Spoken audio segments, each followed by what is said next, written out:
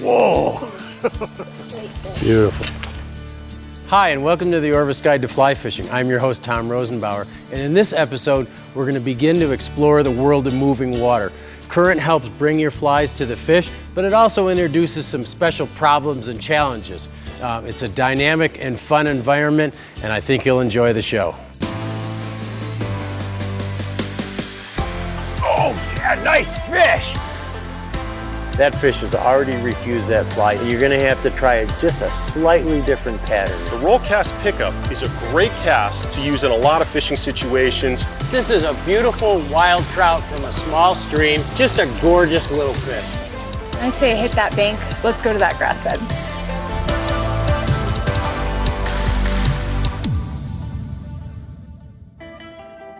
The Orvis Guide to Fly Fishing is supported by Orvis Fly Fishing, Algoma Country, Destination Ontario, Maine Office of Tourism, Yellowstone Teton Territory, Crazy Rainbow Ranch, Bahamas Tourism, Adipose Boatworks, Global Rescue, Trout Unlimited,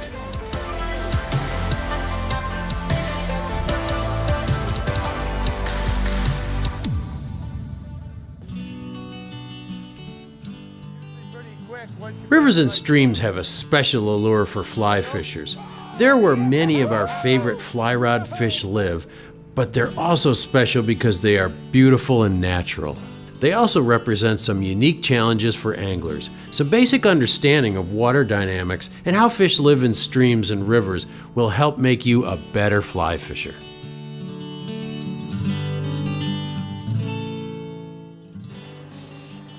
When you move from still water to moving water, it does introduce some complexities, and you need to learn how to manipulate your line so that your fly looks natural or looks the way you want it to look. Current is both your friend and your enemy in moving water. It brings your fly to the fish, but many times the line and leader, once grabbed by the current, conspire to make your fly look unnatural. In order to communicate when we learn about fishing in a current, first, let's get some basic terminology in your vocabulary. Casting upstream means to cast right into the current. You gather line as it comes back to you. This gives your fly a natural drift, but it puts a fly line on top of the fish, which sometimes scares them. Quartering upstream is somewhere between straight upstream and straight across the current. It's a good compromise between getting a natural drift and keeping your fly line off to one side of the fish. A cross stream is when you cast 90 degrees to the current flow, and this kind of presentation presents special challenges, as we'll see later on. The fly begins to swing or drag almost immediately after the line hits the water. Quartering downstream is between a cross stream and directly downstream. It's often used to swing a fly over salmon, steelhead, and trout, and you can cover a lot of water with this method. Downstream is just that, directly downstream. It isn't used much because a fly doesn't swing across the current and the fly drags unnaturally as soon as it hits the water. So what I'm doing is starting here with a straight upstream cast. I am facing right against the current. The current is coming right at me. If you don't strip fast enough, that slack builds up under your rod tip and you lose control. Not only can't you strike, but you can actually develop drag as that belly develops below your rod tip. So when you cast straight upstream, you just gather the line as it's coming back to you, just as fast as the current is bringing it to you. That way, that fly is moving perfectly with the current, just like a natural object. Now, if you take this cast and turn it 45 degrees, that's called quartering upstream. You have an advantage here in that it just puts the fly and a little bit of the leader over the fish and doesn't put all your fly line over the fish. So this is quartering upstream. And there, usually, you can also strip line to keep up with it, but the line will start to belly, and then you may have to do a little mend or something to keep the line in place. Quartering upstream is a great way to avoid drag, which is an unnatural movement of the fly, and it can be used with any kind of fly, dry, nymph, or even a streamer. It's probably the most common way of fishing for trout in a stream, and it works in slow or fast water. It's a pig. Now watch what happens when I cast directly across stream.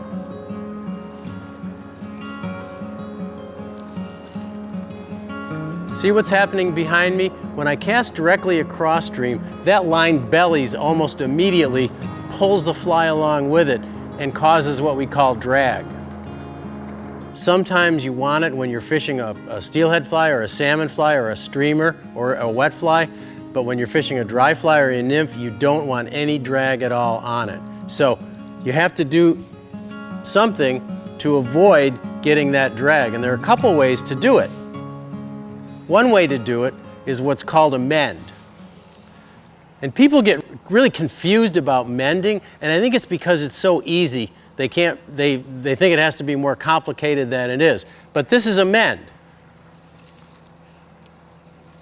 I make a cast, and with a stiff arm, I just flip my line upstream. That's all you do. That's a mend. Mends can be used to eliminate drag or to control the speed of a fly swinging in the current. I really like the way my friend Montana guide Molly Semenuk explains it. Tell me about how you teach people how to mend. What do you tell them when you first get them out here on the water? When people ask me about mending, the first thing I want them to try to do is play around with the rod more and make circles with the line and lift it and get comfortable with moving it around, because we're often too careful. And the way to mend is to lift the line off the water and break that line-water tension. Take your rod tip and direct it any way you want, and just use the tip and just fling it. And so the step one, break the tension. Step two, direct the line whichever way you want it to go. And have fun with it and play with it and use the rod, and don't worry about making mistakes, because first you have to get the feel of mending. When you cast at any angle other than directly upstream or directly downstream, you get what's called swing, where the fly swings across currents instead of in the same direction as the currents. Quartering downstream is the traditional way to get a fly to swing. As the fly swings, you want to control its speed by choosing the current you cast across, by mending the line, or by changing the angle at which you cast in relation to the current. In trout fishing, you can swing a wet fly, nymph, or streamer in any kind of water, from fast riffles to slow pools. Typically, you follow the fly with the rod tip as the fly swings through the pool. This imitates an emerging insect or perhaps a tiny minnow swimming across the current. Fish often take just as the fly completes its swing and begins to straighten below you. At the end of the swing, you can also strip the fly in a few feet, which may also induce a strike. In Atlantic salmon and steelhead fishing, the traditional way to fish for them is quartering downstream, and strikes almost always come toward the end of the swing. It's important to vary your swing speed with casting angles and mends for all species. Too slow, and the fish lose their interest. Too fast, and they seem reluctant to chase the fly. Catching a nice trout, steelhead, or salmon on a swinging fly is one of the greatest pleasures in fly fishing. Downstream is when you cast in the same direction the current is moving and the line goes tight immediately. You don't use a direct downstream cast very often, but when you do, it's often important to throw some slack into your presentation and even reach as the fly drifts down in the current. So there are many ways to manipulate your line in the current to get a fish to take your fly. Sometimes you need a full combination of the right casting angle plus multiple mends in the same drift. No matter what kind of fly fishing you do, always experiment with different presentations before changing flies. What kind of presentation will the fish prefer today? Well, that's something only trial and error, experience, or the advice of a good guide can tell you. There are no magic bullets, but when you crack the code, it's a wonderful feeling. Next, we'll look at some other ways to get a natural drift. Although we often use drag when fishing a swung wet fly or a streamer, most times you want to avoid it. especially when fishing dry flies and nymphs. Trout mainly eat helpless insects drifting in the current, and only a few types are strong swimmers. And drag is not always as obvious to us 40 feet away as it is to a trout just inches from a drifting fly.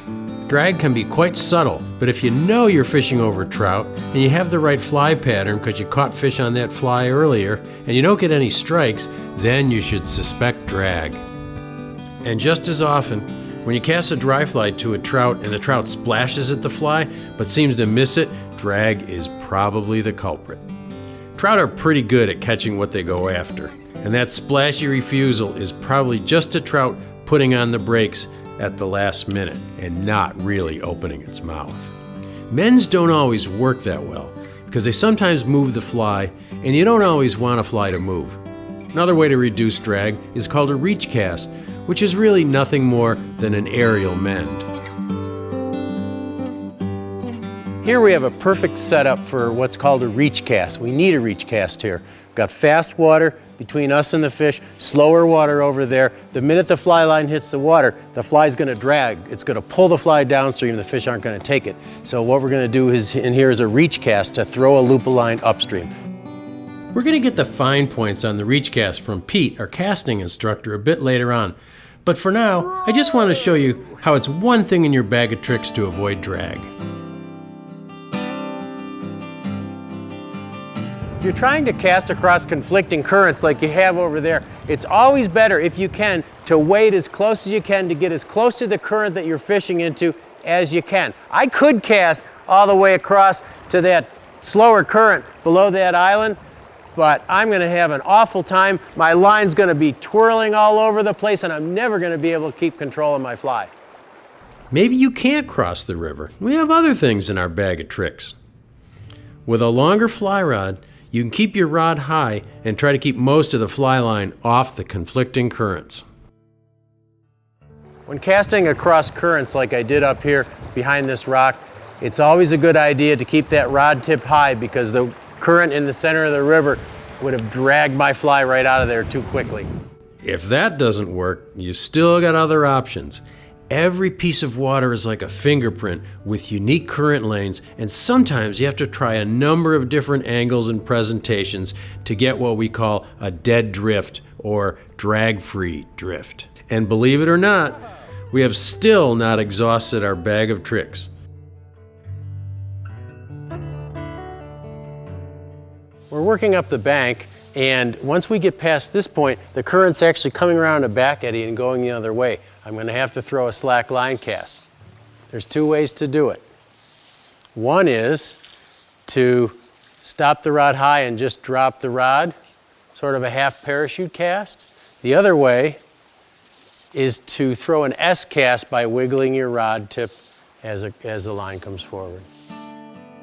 Another cast to try is the parachute cast, also known as the pile cast, which I like to use in tricky spots like the tail of a pool where drag is always nasty. I'm going to do what's called a parachute cast. Parachute cast, what you do is you aim your cast up into the sky and then you drop your rod like this, and what that does is it throws a bunch of slack into your line so that slack has to pay out before the fly starts to drag. So here's how you do it. I'm false casting off to the side, the fish are over there, and now I'll aim high and drop my rod. That gives me some nice slack. You see how that slack has to straighten out? And that's going to give me a drag-free drift. So aim high and then drop.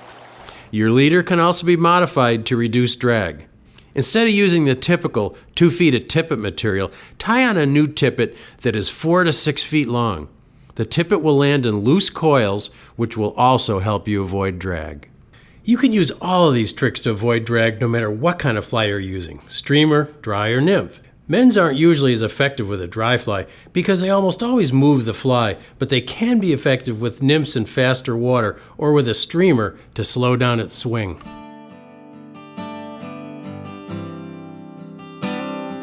Now let's get some solid tips on making slackline casts from a fly casting expert, Pete Kutzer.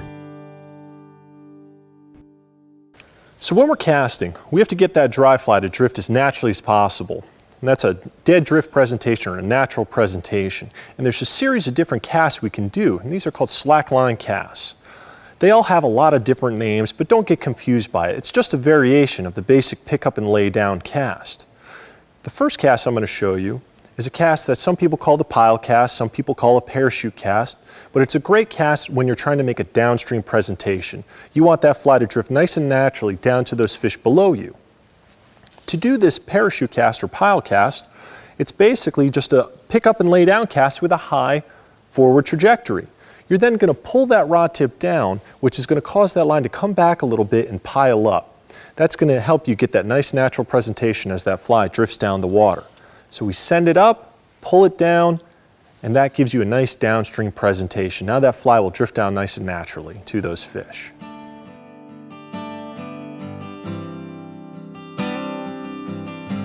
When you have to present your fly across the river, we have to put controlled slack in the line either by mending or by a cast called a reach cast. A reach cast is an aerial mend, if you will. We're bringing that rod to a stop, then sweeping it upstream or downstream to get that desired controlled slack in our line. We want that fly to drift down as naturally as possible. When we do this reach cast, we have to allow a little bit of line to slide through our hands or slip a little line so we keep our fly on target and it's very accurate. It's basically just a pick up and lay down cast with a little reach after that stop. We're going to take that rod, pick it up and stop, then reach in a direction. That's going to put an aerial mend in our cast and get that fly on target to those fish. So now you have some ways of avoiding drag when fishing in rivers and streams. Next, we'll talk about staying safe and getting the fish to the net in moving water. A lot of newcomers to fly fishing have problems setting the hook. There are many times when trout refuse a fly because they change their minds at the last minute, which is called a refusal, and looks like you missed a strike. There's nothing you can do in a case like that but try again. You want to reach a happy medium when you strike a trout. You want to be quick. Trout won't keep the fly in their mouth very long. You don't want to jerk the rod way over your head. You don't want to lift up like this. It's only enough to tighten the line. So think of a strike to a trout as just picking up to make another cast. It's really just enough to make that fly move, so about that much.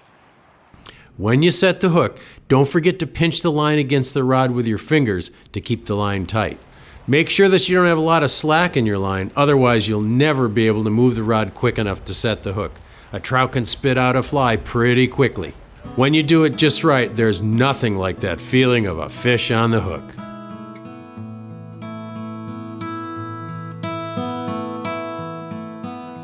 Playing a fish in moving water introduces some special challenges. When it's a small fish, you can just strip in line as if you were retrieving line. But when you get a frisky fish in fast water, that's another story. It's always best to get downstream of a fish so that it has to fight against the current. Also, the hook will often pull out of a fish when it fights directly downstream of you. If you hook a big fish in fast water, the best thing to do, if you can, is to move to shore or shallow water where you can move quickly to get downstream of the fish and then put pressure on it so the fish darts upstream. A fish will always move in the opposite direction from which pressure is applied, but you can also turn a fish's head to steer it where you want it to go, because a fish can only swim in the direction its head is pointing. Once you get a fish close to you, use this idea to lead the fish to exactly where you want it to go. To net a fish, lead it over the top of the net and then lift the net from under the fish. Never swipe at a fish with a net. That will usually make it bolt, and you can break a fine tippet by swiping at a fish with a net.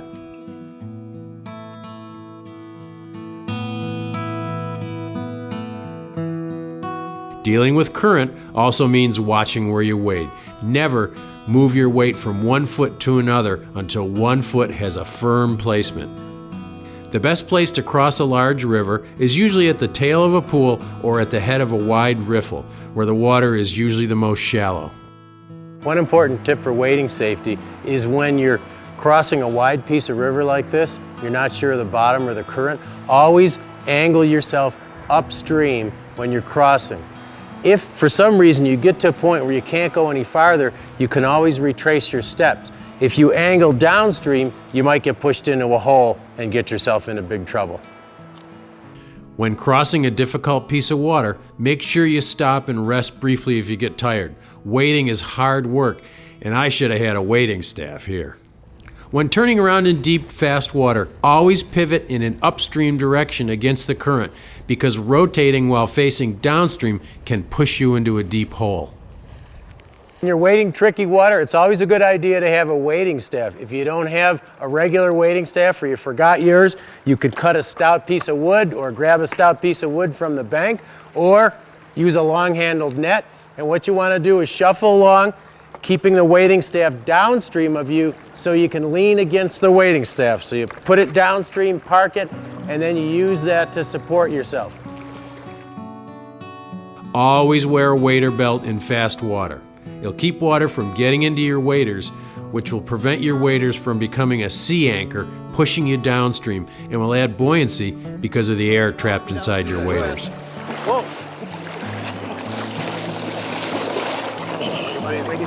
Sorry. I just went for a swim. And don't forget to wear the correct footwear. Felt soles, where they're legal, are very secure on slippery rocks, but they stay wet for a long time and harbor invasive species. Rubber soles are great for muddy banks and bottoms and for hiking long distances, and by adding carbide studs to the bottom of them, rubber soles can be made as secure as felt, even on slippery rocks. Be as careful in shallow water as you are in deep water. A spill in deep water will often just get you wet. A spill on streamside rocks, which are often very slippery, can break a bone. Never step where you can't see bottom. And if you're fishing in the evening, into the dark, always know the water really well. You know, moving water always adds some excitement to fly fishing. And there's just something about the feel of moving water around your feet that makes you glad to be out here.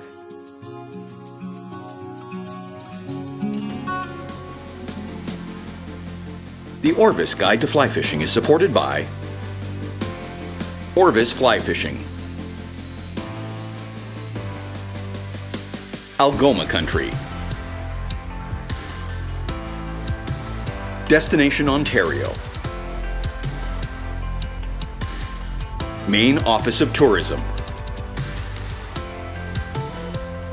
Yellowstone Teton Territory, Crazy Rainbow Ranch, Bahamas Tourism, Adipose Boat Works, Global Rescue, Trout Unlimited.